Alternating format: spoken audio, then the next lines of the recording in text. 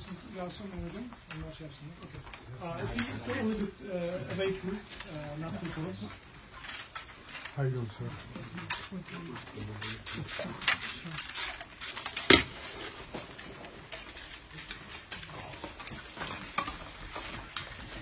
Ve gerekli müdahale edeceğini biliyorlar.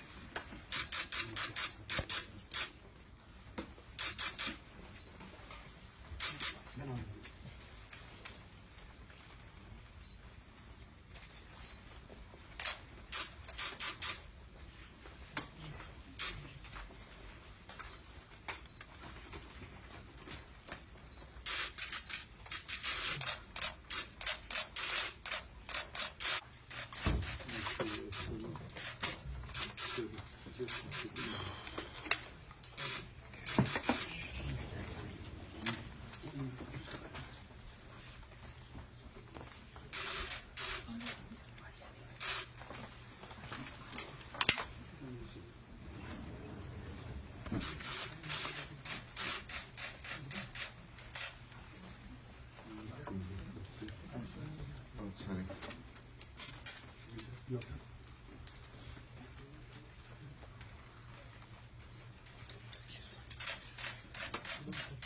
Teşekkür ederim.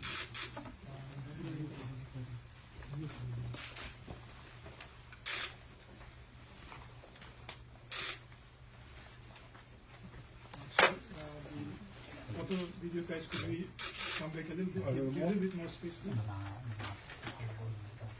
Could you please also? Give a little bit more space, please.